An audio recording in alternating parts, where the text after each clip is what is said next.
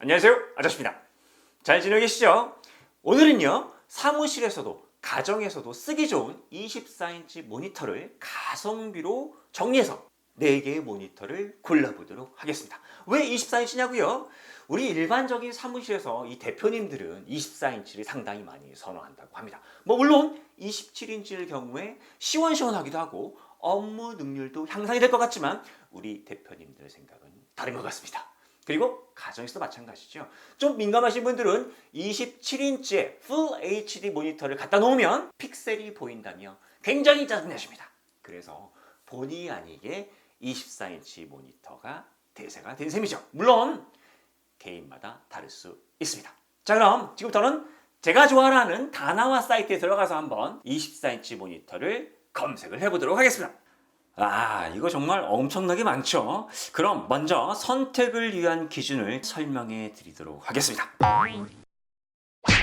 첫 번째, 패널 종류가 되겠습니다. 현재 패널 기술은요, 상당히 많이 상향 보편화되었기 때문에 이전의 패널 기술과 비교해서 전문가용이 아닌 경우를 제외하고는 그렇게 많은 차이가 없다는 점을 미리 말씀을 드립니다. 그런데 난 포토그래퍼이고 혹은 그래픽 디자이너다. 이럴 경우에는 색 재현이 굉장히 중요하거든요. 고가의 제품을 사용해야 합니다. 자, 그럼 먼저 TN 패널을 보겠습니다. 자, 패널 종류 가운데서 가장 빠른 반응 속도를 가지고 있습니다. 그리고 주사율을 120Hz 이상으로 높여서 게임용으로 많이 사용하고 있는 특징을 가지고 있습니다. 하지만 직방향에서 시야각이 제한적이기 때문에 아래에서 윗방향으로 바라보았을 때 그림처럼 명도 왜곡이 심한 단점을 가지고 있긴 합니다만 예전에 비해서는 상당히 많이 개선되긴 했습니다. 자, 두 번째로는 VA 패널이 되겠습니다. 사실 VA 패널은 TN 패널의 안 좋은 시야각을 개선하기 위해 만들어진 패널인데요. 8비트 컬러의 명암비가 좋아서 색 재현율이 상당히 좋다라고 평가받고 있고요. 여기에 PVA, SPVA, MVA, AMVA, AMVA 플러스 등이 있습니다. 따라서 색 재현이 중요한 그래픽, 디자인, 사진 전문가들이 사용하기에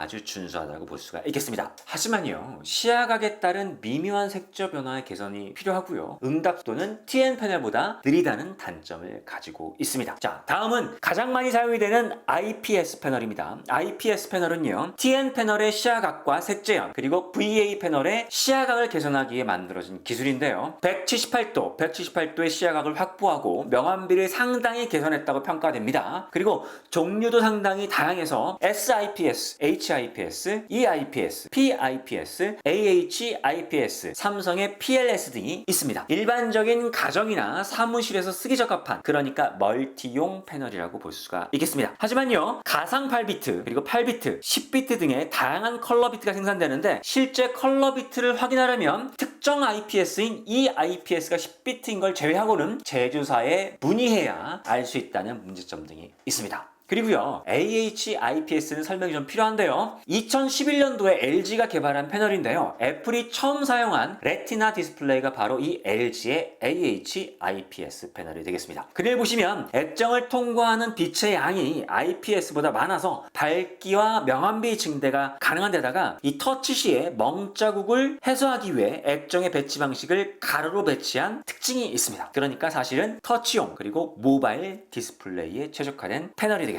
그리고 PLS 패널은요, 삼성전자의 대표적인 광시야각 패널인데요. IPS 패널 기술과 같은 기술로 분류되니까 따로 설명은 드리지 않겠습니다. 그래서 이번 가성비 모니터는 IPS 계열만 그 대상으로 하겠습니다. 왜냐하면 일반 사무실과 가정에서 다용도로 사용할 목적이니까요.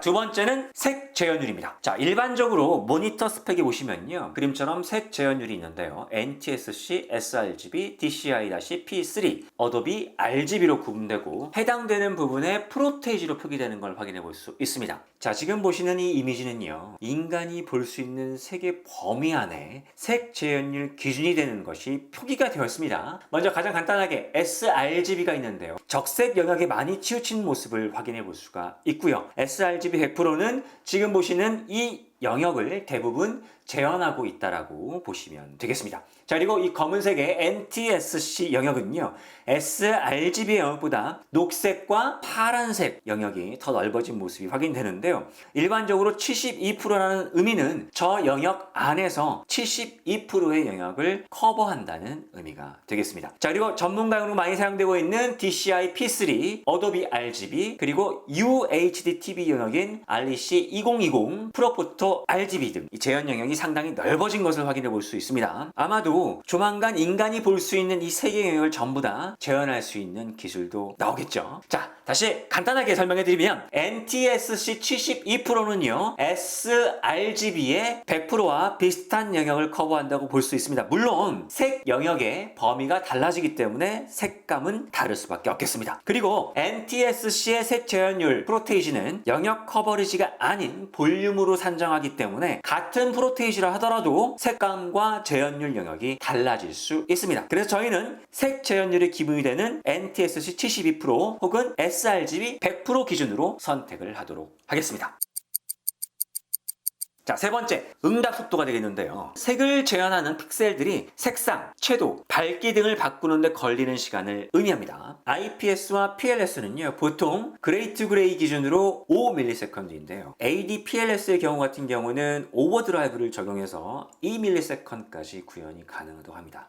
하지만 물론 역잔상의 문제는 어느 정도 남아있다고 합니다. 이 이외에 TN 패널과 PVA 패널은요, 보통 그레이 투 그레이 그리고 오버드라이버 적용 시 1ms라고 합니다. 일단 저희는 일반 사무용 다용도 가정용이니까요, 그레이 투 그레이 5ms만 충족하는 걸 선택하도록 하겠습니다.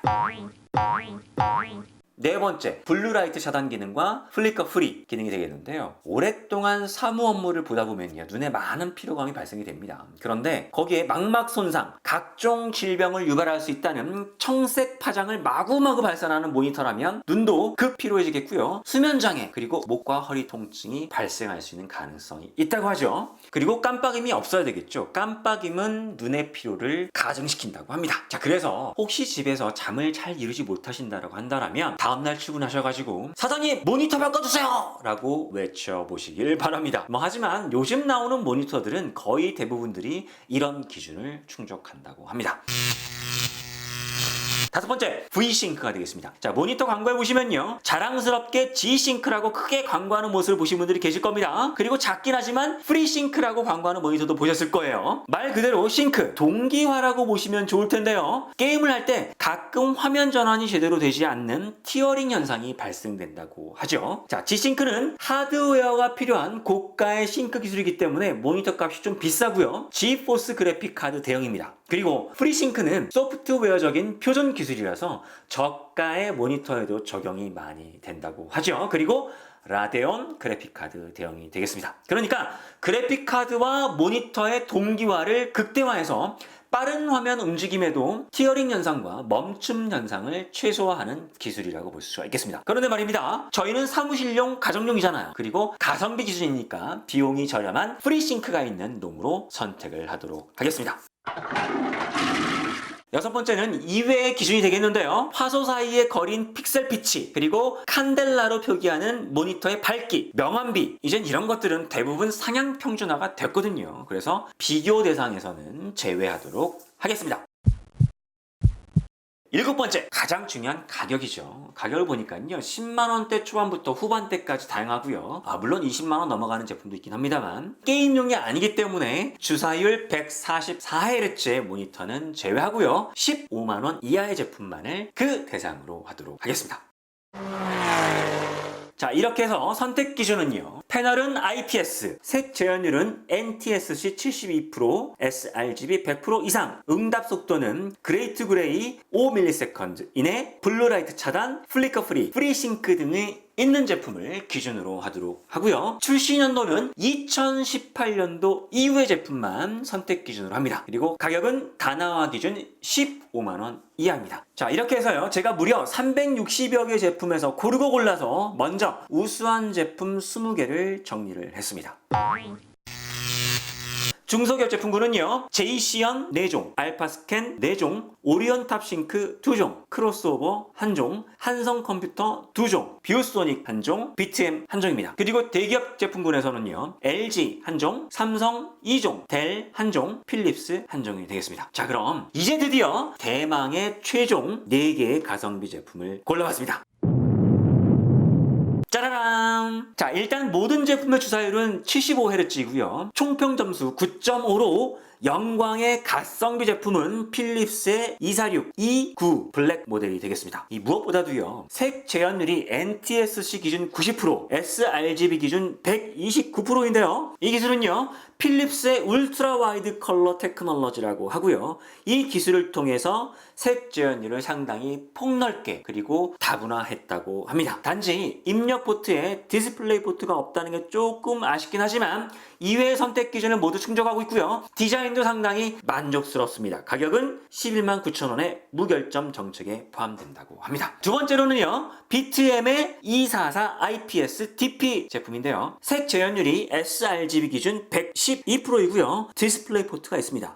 디자인이 약간 조악한 것 같긴 하지만 색 재현율이 좋아서 감내할 만합니다. 세 번째로는 알파스캔의 24V2Q 제품이 되겠습니다. 색 재현율은 NTSC 72%이지만 디스플레이 포트를 가지고 있고요. 디자인이 참 좋습니다. 이외의 선택 기준도 모두 충족하고 있습니다. 네 번째로는요. 삼성의 S24R350인데요. 색 재현율은 NTSC 72%고요. 디자인이 좋고 대기업 제품군이어서 브랜드 인지도로 4위를 차지했습니다. 좀 씁쓸하죠? 여튼 그래도 선택 기준은 모두 충족하고 있습니다.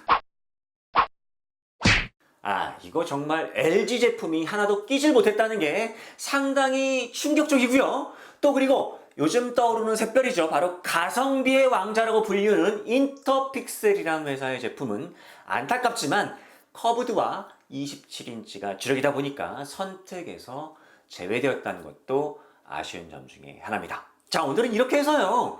사무실과 가정에서 쓰기 좋은 24인치 가성비 모니터를 고르고 골라 소개를 해드렸습니다. 아무쪼록 모니터 구매를 고민하시는 분들에게 조금이라도 도움이 되었기를 바라고요. 일단 골랐으니까 당연히 사봐야 되겠죠?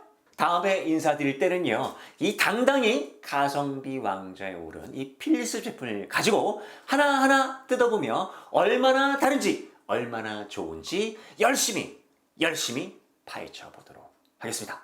오늘은 여기서 인사를 드리고요. 저는 다음 주에도 같은 모습, 더 좋은 정보로 찾아뵙겠습니다. 아저씨는 언제나 여러분들의 소망을 응원합니다. 오늘도 파이팅 하세요. 안녕!